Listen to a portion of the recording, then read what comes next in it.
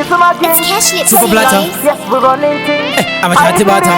HK. Don't make it go. Ah, yes, this is right. Trouble. Cash lips lion. The fire and the shit and the dada. Ovajini wa wangan. Ngawa yendo nofa. Pasina chande atata. Lion. Wakuti wakta kunipasa.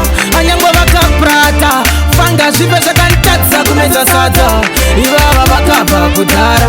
Matunduru banga wakandikara. Antishipiko uye akasara. Chekuimba iswa shipesa kambadara. Asuduru kenza ndisembere enda yuko. Trouble uya ne bot slam tipembere. Tisti kushihita ko toko chkeiko. Ayangwe wakaita group sema endere. Apipi tabo zino shuta wakandi wona ndiripa WhatsApp. Asini anditi ni wendongo tishapu. Avadiko na tafra yangu ine chikafu. Dai kodora isimisa ngwamuri zitafa. Sina chande atata. Lion. Wakuti wakta kundipasa. Anyangwe wakaprata. Fanga shipesha kantatsa kumeza sata. Iwa wakapa kudara.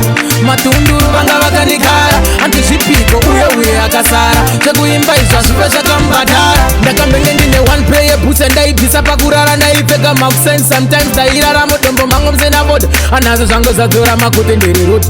Ndakazitaura kuti zvamwari hazvipikiswe. Nhasi wona aita maposi hatidijiswe. Ndoita ndega ini handiitiswe. Ngavaite yavanoita asi havandimise.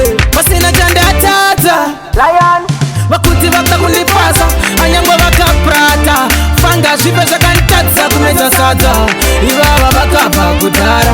Matunduru vanga vakandikara. Handizvipiko uye akasara. Chekuimba izva zvipe zvakambadara. Asiduru kenza ndisembere enda yuko. Trouble uya ne bot slam tipembere. Tisti kuzviita ko toko chkeiko. Anyangwe vakaita group sema endere. Apipi dzavo dzinoshuta vakandiona ndiri pa WhatsApp. Asi ini handiti niwe ndongoti shapu. Avadikona tafra yangu ine chikafu. Dai godora isimbisa ngwamuri zvidhafa. Sina chande atata. Lion. Vakuti vakta kundipasa. Anyangwe vakaprata. Fanga zvipe zvakantatsa kumeza sadza. Ivava vakabva kudhara. Matunduru vanga vakandikara. Handizvipiko uye akasara. Chekuimba izva zvipe zvakambadara.